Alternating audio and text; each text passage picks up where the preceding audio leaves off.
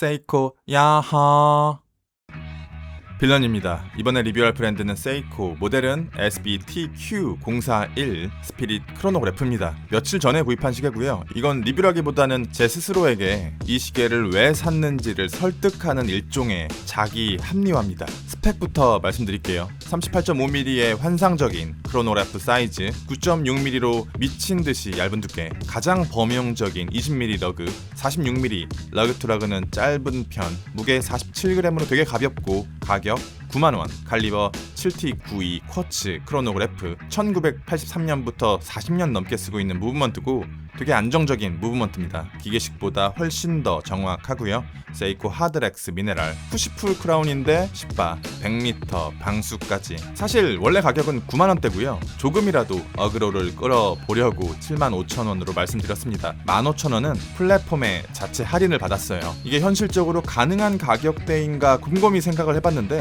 지금 물가로는 나올 수 없는 모델인 것 같고요. 제가 알기로 스피릿이라는 세이코 저가 라인업이 사라지고 셀렉션으로 통합된 걸로 알고 있거든요. 이 스피릿 크로노그래프 모델이 단종되면서 재고 소진을 위해서 빠르게 털고 있는 게 아닐까 추측해 봅니다. 정확한 건 아니에요. 이건 아님 말고입니다. 제치 브레이슬릿은 너무 구립니다. 보여드리지도 않을 거고요. 바로 탈거하고 버리셔도 무방한 수준의 퀄리티인데요. 이 시계의 사이즈 러그 밸런스가 워낙 좋다 보니까 줄질이 만능입니다. 디자인도 터프하고요. 러그도 20mm면 끝났죠 뭐. 레이싱 가죽, 앱송, 러버, 나토, 레이싱 가죽, 앱송, 러버, 나토. 레이싱 검정색 가죽 스트랩을 체결하면 정장도 소화할 수 있고, 앱송 스트랩을 체결하면 캐주얼도 가능.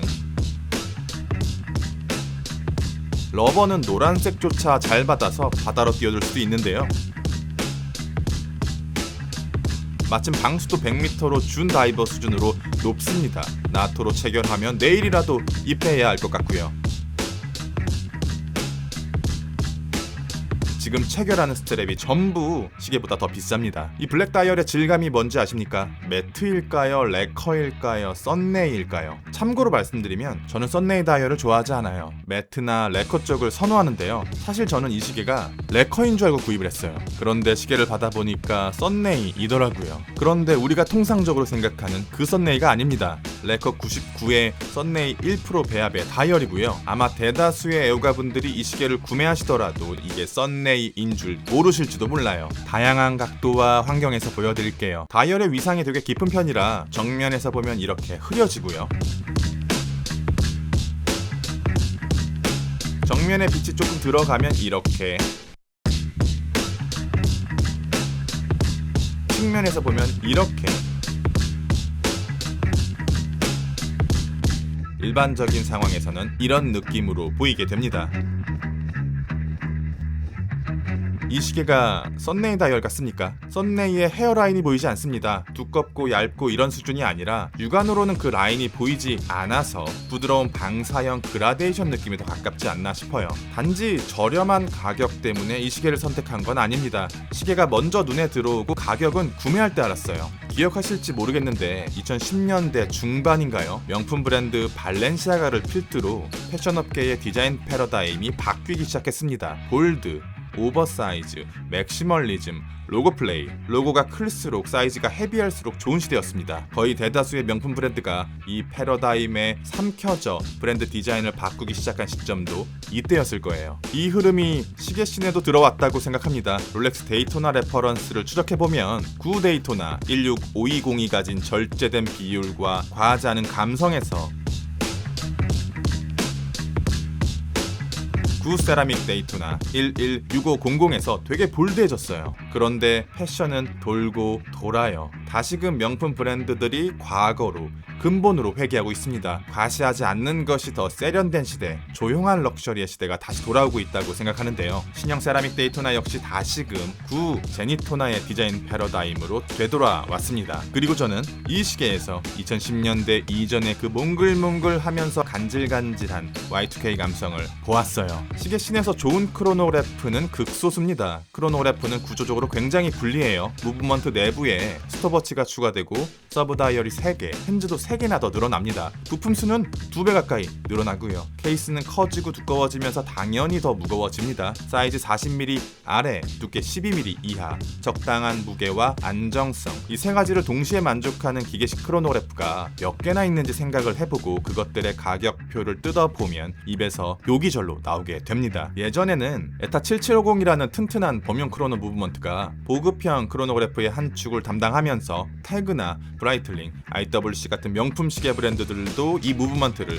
썼었는데요. 무브먼트 자체의 사이즈가 되게 크고 두껍다 보니까 손목이 얇은 사람은 차기 어려운 시계들이 대다수였습니다. 게다가 스와치 그룹의 에타가 외부로 무브먼트 공급을 제한하면서 7750 기반의 보급형 크로노그래프는 시장에서 완전히 사라졌습니다. 그래서 지금 상황에서 40mm 언더 얇은 두께의 기계식 크로노그래프를 만들려면 인하우스 무브먼트를 개발하거나 중국의 시굴 크로노 무브먼트를 사용해야 하는데, 인하우스 크로노그래프 무브먼트는 돈이 썩어 넘치는 명품 시계 브랜드조차도 감당하기 어려운 일이고요. 후자는 핸드와인딩이면서 안정성이 떨어집니다. 하지만 시계의 빌드 퀄리티에 대한 집착과 무브먼트에 대한 편견을 버리고 나면 선택지는 무수히 많이 늘어나요. 사이즈, 두께, 비율을 잡고 거기다 무게와 가격까지 압도적인 이점이 있는 쿼츠 크로노그래프, 이게 답이 될 수 있을 거라 생각합니다. 사이즈와 두께가 너무 좋아요. 시계 역사상 최고의 레이싱 크로노그래프 데이토나의 실측이 케이스 39mm, 베젤 외경 38.5mm, 두께 11.9mm, 러그 트러그 47.8mm, 러그 20mm니까 거의 동일한 밸런스입니다. 두께가 9.6mm밖에 되지 않아요. 그런데도 이 시계의 구조는 단순하지 않습니다. 미드 케이스는 5.5mm로 굉장히 얇게 뽑아냈고요. 러그는 러프한 브러싱 마감, 그리고 그 사이에는 한 겹의 엣지 마감이 들어가 있습니다. 인서트는 케이스보다 조금 더 작게 설계되어 있는데요. 이 부분이 정제되지 않은 감성을 줘요. 뭔가 가죽 장갑을 껴야 할 것 같은 평평한 하드렉스 글래스 안쪽으로 엄청나게 두터운 댐 형태의 챕터링이 있는데요. 이 챕터링의 크기와 질감과 형태가 일반적인 기계식 시계에서는 보기가 힘든 것들이에요. 쿼츠 무브먼트를 쓰면서 다이얼을 되게 깊숙이 집어넣을 수 있다 보니까 가능한 구조 같아요. 직사각형 아플리케 인덱스 36912에는 야광점이 추가로 들어가 있고, 세이코답게 야광을 아끼진 않았습니다. 얇은 케이스 안에서 여러 개의 층이 혼재되어 있습니다. 그리고 각 레이어가 존재하는 이유가 있고, 각 층의 소재가 다르고 마감이 다르고 질감이 달라서 시각적으로 꽉 찬 느낌을 받게 되고요. 밸런스적인 측면에서는 거의 완벽에 가깝다고 생각해요. 인기 있는 크로노그래프 다이얼에는 두 가지 배열이 있습니다. 369와 6910인데요. 7750의 시대가 지나고 무브먼트들이 자체 무브먼트를 개발하면서 369 배열이 대세가 되었죠. 좌우대칭이라 더 보기 편하고 균형 잡혀 있습니다. 애호가들의 선호도 이쪽으로 이동한 것 같고요. 그런데 6912가 주는 깨진 균형은 반대로 러프하고 산업적인 감성을 만듭니다. 그것만의 매력이 있어요. 7750의 시대가 만들어낸 과거의 배열이기도 하고요. 6시의 서브 다이얼은 적상계입니다. 최대 60분까지 시간을 측정할 수 있고요. 9시의 서브 다이얼은 초침입니다. 평상시 유일하게 움직이는 핸즈예요. 12시 서브 다이얼은 20분의 1초 크로노그래프입니다. 0.05초 단위까지 측정할 수 있고요. 이건 기계식 무브먼트가 따라올 수 없는 기능이에요. 마지막으로 거대한 초침도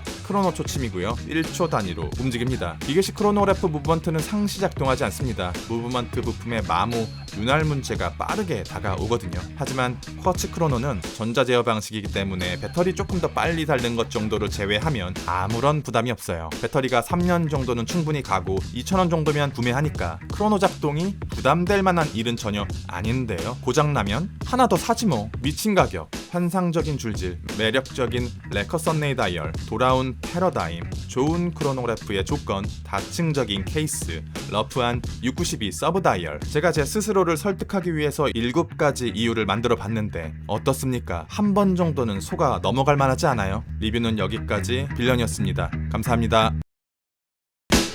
pressure make diamonds, so I'm covered in ice. Got me out for the whole pie, I don't want a slice. In a room full of bad girls, that's not my type. Cause I'm married to the game, baby, that's my wife. Whole board getting wiped down, we don't play like